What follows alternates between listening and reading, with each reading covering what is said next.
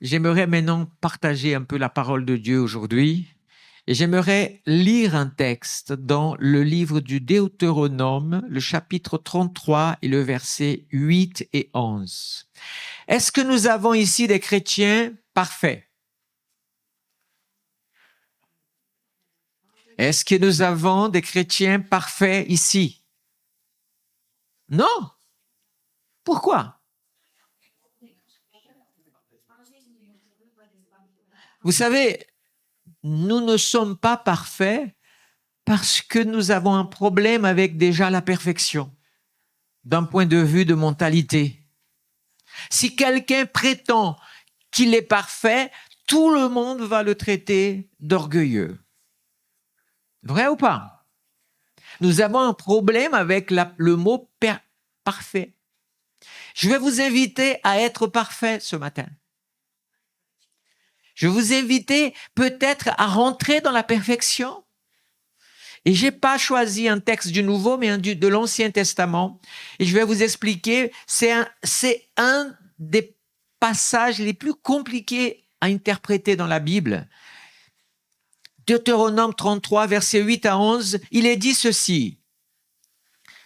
Pour Lévi, Moïse déclara, Seigneur, tu as confié les objets sacrés, le Tumim et l'Urim, à ton homme de confiance après l'avoir mis à l'épreuve à Massa et l'avoir testé dans l'affaire de Mériba. Avant de devenir un homme de confiance, Moïse, Aaron, ils ont été éprouvés par Dieu. Amen. L'épreuve que nous vivons, c'est pour nous rendre parfaits. Alors, et continuons dans ce texte. Donc, voilà ce qu'il a fait. Il a préféré obéir à ton ordre. Écoutez bien, c'est très important parce qu'il n'y en a pas un d'entre nous ici qui ne va pas être impacté par ce qui va être dit. Il a préféré obéir à ton ordre et n'a pas fait d'exception pour son père, sa mère, son frère et son fils. Vous savez ce que ça veut dire? Qu'en tant qu'homme de Dieu, nous n'avons pas à faire d'exception pour qui que ce soit. Nous n'avons pas, parce que c'est mon père, il y a une exception pour lui. Parce que c'est mon fils, il y a une exception pour lui. Il n'y a pas, dans les choses spirituelles, il n'y a pas d'exception. Mais toi, tu es gentil, on va oublier ça. Quand nous servons Dieu, nous avons le droit d'être dans la vérité, dans la droiture, et pas d'exception. Parfois, nous pratiquons cela au niveau des familles, au niveau...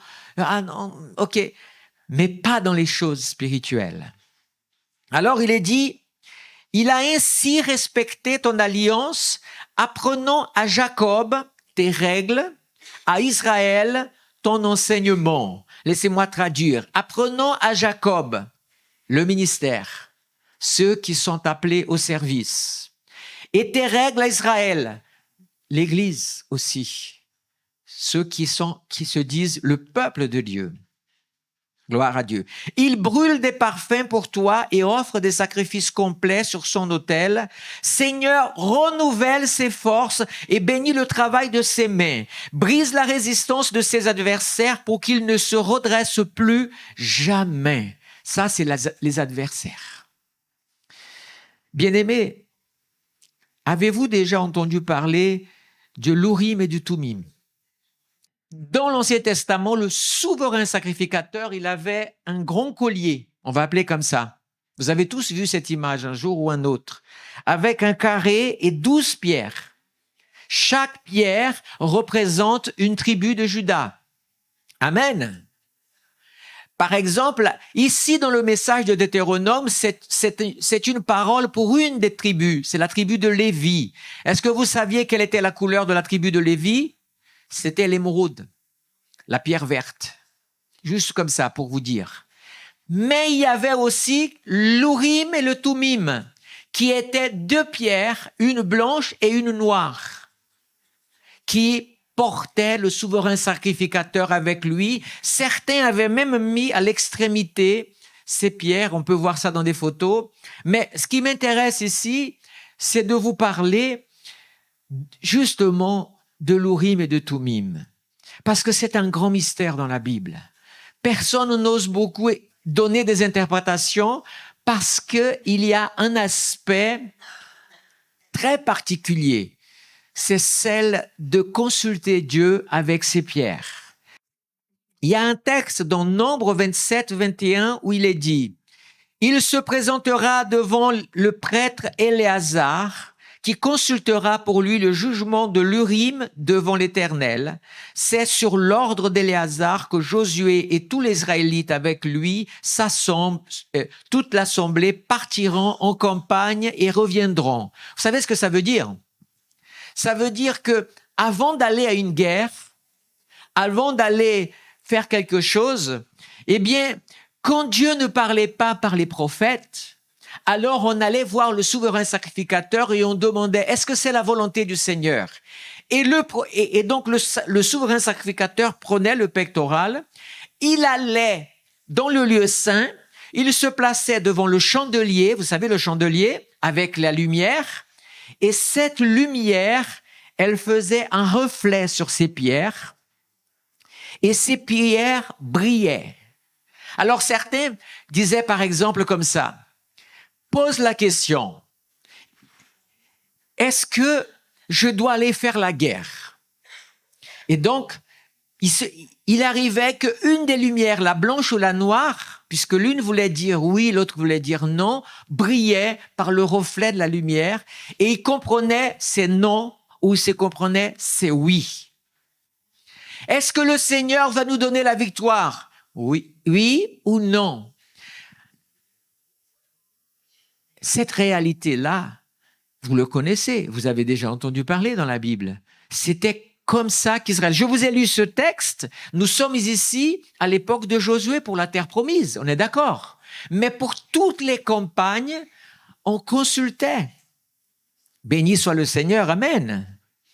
Ensuite, vous avez par exemple dans le livre d'Esdras, chapitre 2, verset 62-63, il est dit « Ils avaient cherché leurs actes généalogiques, mais ne les avaient pas trouvés, de sorte qu'ils furent déclarés impurs pour l'exercice de la fonction de prêtre. » Ça veut dire que pour être de la tribu de Lévi, il fallait prouver sa généalogie. Et à l'époque de la déportation, certains se sont perdus. Des enfants sont nés et ne savaient plus s'ils étaient de la lignée ou pas. Alors, qu'est-ce qu'ils ont fait? Le gouverneur de Juda leur interdit de manger des offrandes très saintes. Et ce, jusqu'à ce qu'un prêtre ait consulté l'Urim et le Thummim. Ça veut dire que devant une question qu'on ne pouvait pas répondre, personne ne savait répondre, alors on demandait au Seigneur. Et donc, c'était ces 2 pierres et ce pectoral qui allaient donner la réponse de la part de l'Éternel. Dieu avait créé ça. Aujourd'hui, c'est très difficile aux gens parfois de comprendre ça parce qu'on se dit, ouh là là, on aurait dit on est en train d'aller voir la voyante pour consulter la boule de cristal. Hein? Beaucoup de gens ont peur de ça, ils se disent certainement ça ressemble à ça. C'est pour ça que c'est un mystère et c'est pour ça que je tiens à vous dire une chose. Le diable n'invente rien. Il copie les choses de Dieu et il transforme à sa manière. Tout ce que vous avez dans le monde de l'occulte, c'est parce que le diable connaît une réalité spirituelle et donc il utilise ça. Le Saint-Esprit donne des dons à l'Église pour le servir, mais le diable donne aussi de ses dons à lui pour que des gens sachent aussi comment agir dans le monde spirituel et dans le monde de la divination ou tout ce que vous voulez. Donc, il n'y a rien de nouveau sous le soleil. Je pourrais vous lire d'autres textes, Mais je voudrais maintenant vous expliquer encore un détail dans ce texte de Deutéronome. C'est quand vous lisez la Bible, vous avez toujours dans cet ordre l'Urim et le Thummim, l'Urim et le Thummim. Mais dans Deutéronome 33, cet ordre est la seule où elle est inversée. On dit d'abord le Thummim et après l'Urim. Maintenant, ça suffit les langues étrangères. Parlons d'abord, donc, dans l'ordre de Deutéronome, le Thummim. Le Thummim est un mot qui veut dire parfait, perfection. Mais la langue hébraïque a ses particularités. Qu'est-ce que ça veut dire être parfait quand on parle du Thummim? En fait, il faut comprendre une chose, et vous allez comprendre. Vous savez tous écrire. Donc, vous commencez à écrire une phrase. Vous me suivez? Vous commencez à écrire une phrase, et vous qui écrivez la phrase, vous la lisez, vous êtes content de la phrase, vous avez dit ce qui était à dire dans la phrase, alors vous terminez la phrase faisant comment? En mettant un point. Quand vous mettez le point, ça veut dire quoi? Que vous avez complété votre pensée, complété votre phrase, que vous êtes satisfait. Donc, vous pouvez maintenant commencer une autre phrase. C'est ça. Donc, le Thummim, c'est ça. C'est comme un point qui complète une phrase. C'est-à-dire être complet, être rassasié, être parfait. Amen. En partant de ce principe, on peut regarder ce que Dieu a demandé à Abraham. Genèse 17, versets 1 et 5, écoutez bien. Abraham ne s'appelait pas à ce moment-là Abraham, mais il s'appelait Abram. Mais voilà ce que dit Dieu.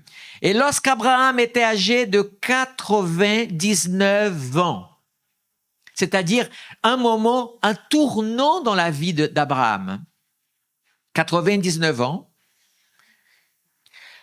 le Seigneur apparut à Abraham et lui dit, « Je suis Dieu Tout-Puissant, marche devant ma face et sois... » Le mot ici, dans votre traduction, a donné intègre, mais si vous changez, c'est le mot parfait. Sois parfait. Sois Thummim. Amen. Alors, je vous pose la question, est-ce qu'Abraham est notre père dans la foi? Dieu a dit, Abraham, j'attends que tu marches devant ma face et sois parfait. Alors peut-être tu peux dire à quelqu'un qui est à côté de toi, marche devant Dieu et sois parfait. Cherche à être parfait devant Dieu. Alléluia. Hébreux chapitre 7, 26-28. C'est bien un tel grand prêtre qu'il nous fallait. C'est-à-dire que nous avons besoin d'un souverain sacrificateur pour la rémission de nos péchés. Et nous savons qui est notre souverain sacrificateur, non? Jésus. Mais il fallait qu'il soit, il est dit, saint, irréprochable, sans souillure, séparé des péchés et plus élevé que le ciel. Les 4 choses que Jésus a été pour nous en tant que souverain sacrificateur. Amen. Est-ce que nous pouvons être saints? Soyez saints comme je suis saint, dit la Bible. Amen. Irréprochable, c'est-à-dire faire en sorte que les gens n'aient pas à nous faire des reproches à cause de nos paroles, de nos attitudes. Être sans souillure. Comment je peux être sans souillure? Par le sang de Jésus. Séparer des pécheurs, attention, comprenez le sens, c'est séparer des péchés. Ça veut dire que sors du monde, de ceux qui vivent dans le péché. Mais tout à l'heure, on va comprendre pourquoi nous avons besoin d'être le Urim. Donc, je ne dis pas maintenant, je redis tout à l'heure. Mais tu as besoin. Et encore, plus haut dans le ciel, ça, c'est pas pour nous, ça, c'est Christ. Parce qu'il est Dieu. Celui qui a voulu être plus haut, un certain chérubin, il a été rabaissé. Donc, je veux rester à la place que Dieu veut pour ma vie. Amen. Gloire soit le nom de l'Éternel. Ça, c'est hébreu, je ne lis pas plus. Mais Église, un passage que nous connaissons tous, c'est Éphésiens 4, 11 à 13, 23, 24. Écoutez bien. C'est le Saint-Esprit qui fait ça. Hein? C'est lui qui donne les uns comme apôtres, les autres comme prophètes, les autres comme évangélistes, les autres comme bergers, pasteurs ou enseignants. OK? De quoi on parle ici? On parle des personnes que Dieu choisit pour exercer un leadership spirituel. OK? Dans l'appel que Dieu a pour leur vie. Et comprenez ceci. Après avoir dit ça, il a dit, il a fait pour former les saints aux tâches du service et de l'édification du corps de Christ. Quel est le rôle, on va dire, du pasteur? Mais c'est valable pour l'évangéliste et tout. D'abord, c'est quoi? Former les saints. Donc l'Église, les chrétiens sont des disciples pour être formés et selon l'appel de Dieu, conviendra ton moment, Dieu t'appellera aussi, mais tu auras été formé. Ça, c'est une chose. Deuxième chose, l'édification du corps de Christ. Pourquoi? Parce que le corps de Christ, l'Église, a besoin d'être édifié. Un édifice solide. Amen. Mais ce qui m'intéresse, c'est la suite. La troisième, c'est jusqu'à ce que nous parvenons tous à l'unité de la foi et à la connaissance du Fils de Dieu, à la maturité de l'adulte, donc des chrétiens, plus des enfants, mais des chrétiens matures adultes, et la conclusion, à la mesure de la stature parfaite de Christ. Est la mesure de la stature du Tumim dans ta vie.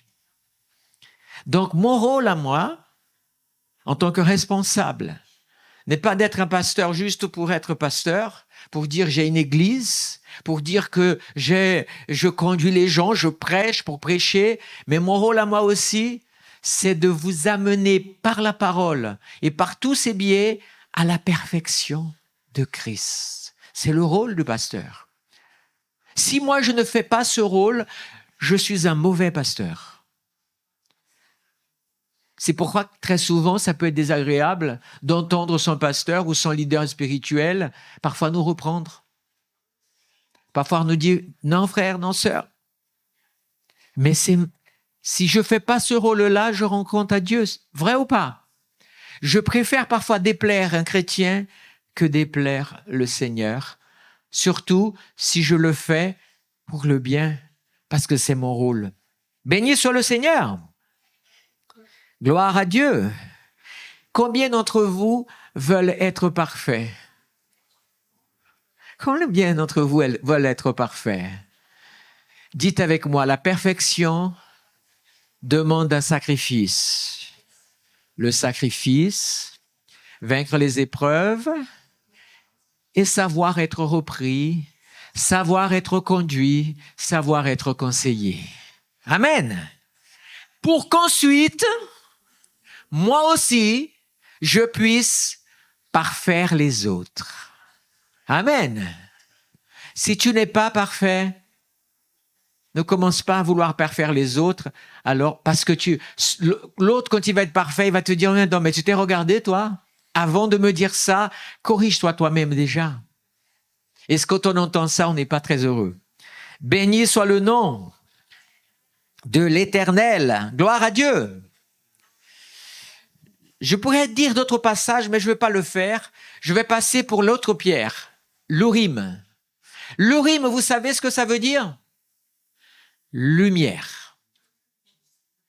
Lumière.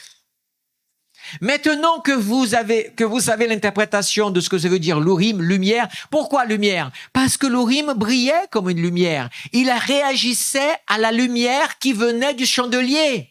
Nous, chrétiens, qu'est-ce que nous sommes invités à être? Lumière. Non, mais nous ne sommes pas lumière parce que nous sommes plus intelligents, parce que nous avons plus de culture. Nous sommes lumière parce que le Saint-Esprit doit agir et briller en nous. C'est ça la lumière que nous avons. Alors, bien-aimés, un peu d'histoire ici. Le premier temple et le deuxième temple de Jérusalem ont existé, on est d'accord. Le premier a été construit par Salomon, mais il a été détruit, on est d'accord. C'était un temple beau, magnifique, extraordinaire, ok. Mais il y a eu aussi le deuxième temple, et le deuxième temple, il était plus grand. Et à l'époque de Jésus, le roi Hérode avait même agrandi le temple, il avait même créé encore une autre surface. C'était vraiment une œuvre d'art. Mais vous savez, une chose qui est très importante, le prophète Agé a prophétisé la gloire du temple qui vient après celui, c'est-à-dire le temple de Salomon, sera plus grande. Vous connaissez ce passage. Sauf que ça ne peut pas être le deuxième temple de l'époque de Jésus. Vous savez pourquoi? Parce que dans le deuxième temple, il y avait des choses, il manquait des choses qui n'avaient pas dans le premier temple. Alors on y va? Qu'est-ce qui manquait? Il manquait l'arche de l'alliance. Et oui, dans le temple de Jésus, il n'y avait pas l'arche de l'alliance dans le lieu saint. Pourquoi? Parce que on ne sait. Alors tout le monde cherche où est passée l'arche de l'alliance. Certains disent qu'elle est en Éthiopie, qu'elle a été mise en Israël. D'autres disent qu'elle est enterrée là où Jésus. Il y a même un gars qui a fait un fake. Je tiens à le dire, c'est un fake. Cette information-là n'est pas archéologique. Que le sang de Jésus a coulé. Quand il était au Golgotha et qu'il a traversé, est allé et que l'arche de l'alliance se trouvait là, enfui. C'est un fake. Croyez pas ça. Mais c'est des croyances. Mais il y a dans un des livres qui n'est pas un livre biblique, je tiens à vous le dire, c'est un livre qui est dans la Bible hébraïque, mais pas dans la Bible chrétienne. Ou plutôt, c'est un livre qu'on appelle apocryphe, mais écrit par des gens qui ont existé. Ce sont la famille des Maccabées. Et ils ont dit, en parlant du prophète Jérémie, que quand le temple allait être détruit, Dieu aurait dit à Jérémie, cache l'arche de l'alliance. Et vous savez où ils sont allés la cacher selon ce livre? C'est une autre théorie. Dans le mont Nebo, où Moïse est mort. Ça, c'est encore une autre théorie. En tout cas, une chose est sûre, l'arche n'était pas au deuxième temple. Mais c'était pas que l'arche qui n'était pas là. Il y avait autre chose qui n'était pas là non plus. Vous savez ce qu'il n'y avait pas? Il n'y avait pas le Urim et le Tumim. Les sacrificateurs ne l'avaient pas. Et ce n'est pas tout. J'essaye de trouver où j'ai marqué ça pour vous le dire. Mais il n'y avait pas l'arche de l'alliance. Il n'y avait pas dans le deuxième temple aussi, vous savez quoi? Le feu du ciel. Parce que dans le feu qui était utilisé dans le temple, devait venir du ciel pour allumer et ensuite il devait être gardé allumé. Mais dans le deuxième temple, quand on le construit tout ça, il n'y a jamais eu cette manifestation du feu puisque c'était une période de complètement silence prophétique. Donc il y avait un feu, mais ce n'était pas le feu du ciel. Dans le deuxième temple, je continue encore, j'ai retrouvé ma liste, il n'y avait pas l'autel des parfums non plus. Ah, mais vous allez me dire, l'autel des parfums dans quel sens? Dans le sens comme il avait été fait. Alors vous allez me dire, oui, mais il y a Zacharie, il était à l'autel des parfums quand le Seigneur lui a parlé. Mais c'était un autel des parfums qui avait été refait. Comme il ne faisait pas partie du Dieu saint, donc c'était, mais pas l'autel, pas celui qui était le premier. Et je peux encore ajouter une autre chose qui manquait peut-être. Donc on peut s'arrêter là. Ah oui, même aussi la fameuse huile d'onction, qui était un secret. Donc alors où est passé ce temple? Eh bien, ce temple est encore à venir. Alors certains disent que ça sera un jour le 3e temple qui sera construit à Jérusalem, ou alors c'est le temple qui descend de la Jérusalem céleste. On ne va pas rentrer dans ces interprétations. Mais ce qui m'intéresse pour conclure ce message, c'est que Urim veut dire la lumière. Et j'ai le droit de vous lire ici que quand Dieu a créé le monde, vous connaissez tous Genèse 1. Au commencement, Dieu créa les cieux et la terre. C'est ça? Ok, ça c'est un résumé. Et puis Dieu a dit, Urim, que la lumière soit. C'était pas dans ce sens-là, mais c'est juste une interprétation. Que la lumière soit. Et après il a dit, et Dieu vit que la lumière était bonne. Amen. Quand nous lisons maintenant la Genèse du Nouveau Testament, c'est-à-dire Jean chapitre 1er, il est dit, tout a été fait par elle et rien de ce qui a été fait n'a été fait sans elle. En elle, il y avait la vie et cette vie était la lumière des êtres humains. La lumière brille dans les ténèbres et les ténèbres ne l'ont pas accueillie. Cette lumière était la vraie lumière qui, en venant dans le monde, éclaire tous les êtres humains. Qui est cette lumière? Jésus. Jésus a dit lui-même, « Je suis la lumière du monde ». Alors, quand l'univers a été créé, Dieu a parlé. OK? Le Saint-Esprit planait sur la surface des eaux, mais Jésus était là. Il était la parole qui, quand la lumière est apparue, était en action pour créer toutes choses. Puisqu'au commencement était la parole et la parole était avec Dieu et la parole est Dieu, mais il est la vie et il est la lumière. Alors tout de suite, on peut aller dans Éphésiens chapitre 5 où il est dit ceci. Car si autrefois vous étiez ténèbres, maintenant vous êtes lumière dans le Seigneur, conduisez-vous comme des enfants de lumière. Allô, Église? Il ne suffit pas de dire simplement « je suis chrétien ». Ça change strictement la vie de personne de dire que tu es chrétien. « Ah, mais moi je suis chrétien, moi je suis croyant, moi je vais à l'église, moi je prie ». Ça n'a jamais changé la vie de quelqu'un. Par contre, si tu es lumière, là, tu peux changer la vie des personnes qui sont dans les ténèbres. Amen. Il est dit, on connaît le psaume 119, verset 105. « Ta parole est une lumière sur mon chemin et une lampe à mes pieds. » Tu as la parole de Dieu. Un chrétien qui ne lit pas la parole ne peut pas être éclairé. Il ne peut pas renouveler la pile de son énergie.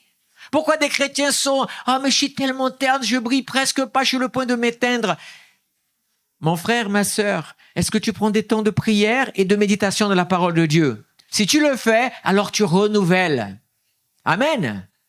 Parce que comme tu charges ton portable, comme tu changes la pile de ta torche, tu as besoin aussi de recharger tes batteries dans la parole de Dieu, dans la présence du Seigneur.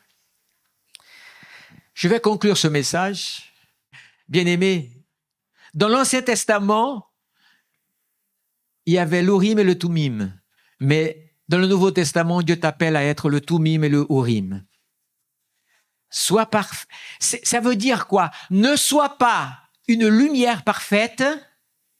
Tu ne peux pas l'être. Il y a une nuance ici. Mais sois une parfaite lumière. Gloire à Dieu. Sois une parfaite lumière. Pourquoi? Parce qu'être une lumière parfaite, c'est la lumière qui est parfaite. Mais quand tu as une parfaite lumière, tu as une lumière qui accomplit le plan de Dieu, qui est d'éclairer les autres. Gloire à Dieu. Glorifie le Seigneur parce que c'est ce que Dieu a pour ta vie. C'est ce que Dieu a pour ta vie. Alors, 2 versets pour conclure ce message. Le premier verset, c'est « Soyez donc parfaits, soyez donc Tumim comme votre Abba céleste est Tumim. » Amen.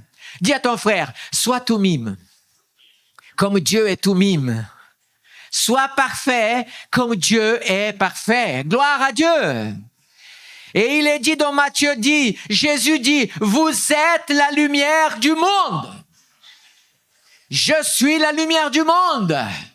Le monde a besoin de toi, Église. Le monde a besoin que tu brilles. Si les ténèbres viennent sur toi et qui t'accablent, Seigneur, fais briller ta lumière et sors-moi de mes ténèbres. Il faut que tu sors de tes ténèbres. Et tu peux le vaincre parce qu'aucune ténèbre ne peut résister à la lumière de Dieu. Le psaume 139, il est dit quoi? Seigneur, comment fuirais-je de ta face? Si je monte aux cieux, tu es là-bas. Si je descends à la mort, te voilà. Si je prends les ailes de l'aurore et je vais à l'extrémité de la mer, là aussi ta main me guidera et ta droite me soutiendra. Et puis, le psalmiste va dire comme ça. Et si j'allais me cacher dans les ténèbres? Si je faisais des ténèbres le lieu où Dieu ne peut pas me trouver, eh bien, qu'est-ce qu'il dit? Même les ténèbres ne sont pas assez ténébreuses pour empêcher la lumière de Dieu de briller. Même si Satan montre tes péchés et te condamne, mais toi, tu as un Dieu qui te relève. Alléluia.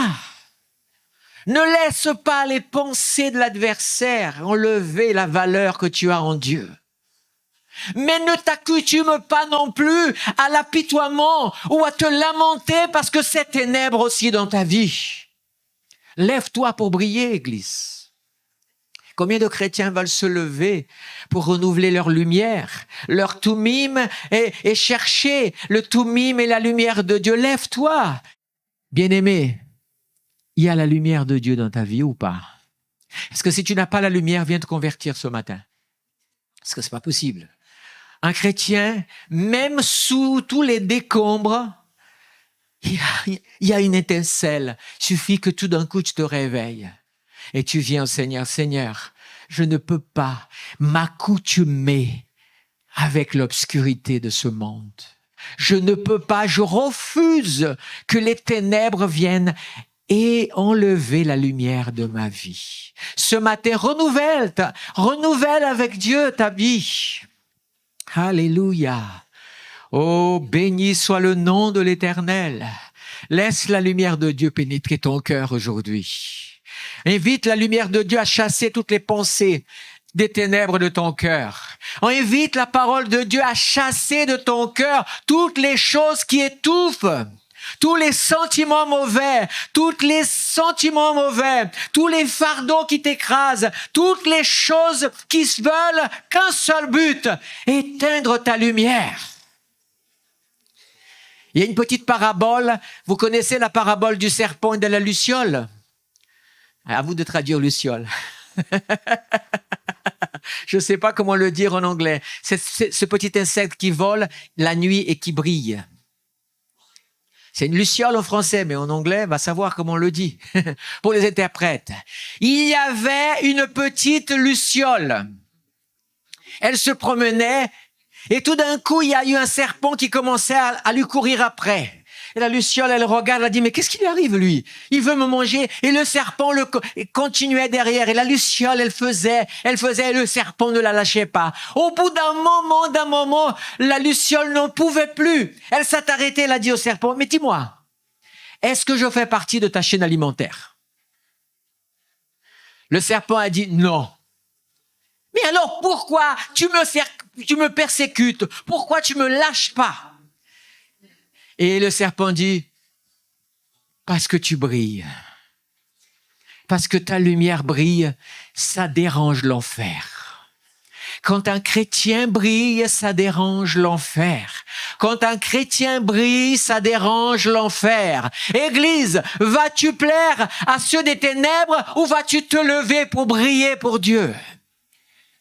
Il y a dans ce monde des gens qui sont dans les ténèbres, qui souffrent des ténèbres. Toi aussi, un jour, tu as souffert des ténèbres. Quelqu'un a parlé de l'évangile. Tu as rencontré le Seigneur. Il t'a enlevé de tes ténèbres. Il t'a enlevé de la poussière. Il t'a enlevé de ton péché. À ton tour d'être le Tumim et le Urim de Dieu. Alléluia. Béni soit le Seigneur. Seigneur, nous prions ce matin. Oh, alléluia, fais briller ta lumière de notre vie, Seigneur. Oh, alléluia, je refuse que les ténèbres, Seigneur, envahissent les cœurs. Je refuse que les ténèbres, Seigneur, fassent leur habitation. Je refuse de m'habituer aux ténèbres qui veulent être miennes. Je refuse de perdre du temps dans les tergiversations de ténèbres et de toutes les choses que l'ennemi met pour être un embarras dans ma vie. Je refuse au nom de Jésus. J'ouvre mon cœur, Seigneur, que ta lumière brille, alléluia. Je déclare par la foi, je suis la lumière du monde. Alléluia. Et je suis parfait en Christ. Parce que quand Christ brille en moi, ce n'est plus moi qui vis, c'est Christ qui brille en moi. Dis-le, c'est Christ qui brille en moi. Si Christ est parfait, alors je suis parfait comme Christ est parfait. Alléluia. Je bénis le Seigneur. Il ne s'agit pas d'une perfection selon les pensées humaines, selon le critère humain, selon les valeurs humaines, mais il s'agit de la perfection que Dieu a, celle du ciel. Alléluia. Chercher la perfection, la grâce dans la croissance au travers de notre Seigneur Jésus-Christ. Alléluia. Je veux être dans ce siècle, dans ma génération, le Tumim Urim de Dieu. Alléluia. Et là, j'ai un secret spirituel pour toi. Quand tu es le Tumim Urim de Dieu, alors le prophétique de Dieu trouve sa place dans ta vie. Sans aucune confusion. Rappelez-vous, on utilisait pour savoir la volonté de Dieu. Quand tu es le Tumim et le Urim de Dieu, tu marches dans la volonté de Dieu. Tu connais la volonté de Dieu. D'abord pour ta vie, et tu la mets en pratique, et Dieu va commencer à t'appeler, viens mon Tourim, viens mon Urim, j'ai besoin de toi pour que tu fasses connaître ma volonté à telle personne, et Dieu commence à te lever. Et quand Dieu commence à te lever, n'oublie pas, tu commences à briller. Alors le diable va se lever contre toi. Sauf que quand le diable regardera ta fiche de vie, il regardera, oh mais c'est fou quoi. Elle n'est pas que lumière, elle est parfaite aussi. C'est pour ça que on ne peut pas séparer les deux. Nous voulons être lumière, mais il nous faut la perfection de Dieu. Et comprenez cette perfection d'un point de vue spirituel. Désires-tu cela? Mets ta main comme ça au nom de Jésus. Si tu as la foi pour recevoir ce matin, reçois le toucher de Dieu au nom de Jésus-Christ.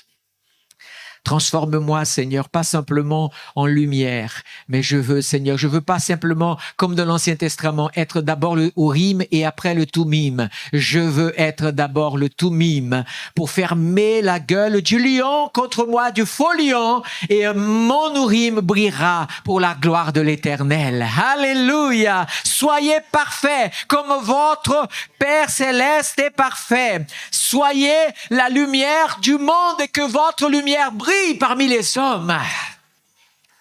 Merci de faire briller ta lumière, Seigneur. Merci de faire briller ta lumière. Ici en Corse, aux Pays-Bas, alléluia. Que Dieu fasse briller sa lumière dans ta vie, alléluia. Que Dieu fasse briller ta lumière dans ton pays, dans ta ville, dans ton quartier. Que Dieu fasse briller ta lumière, parce que quand les gens vont te regarder, ils vont voir Christ, donc le Tumim de Dieu. Deviens le Tumim de Dieu, c'est deviens Christ. Et tu seras le Urim parce que Christ est la lumière. Alléluia. Que Dieu vous bénisse. Amen. Asseyez-vous, bien-aimés.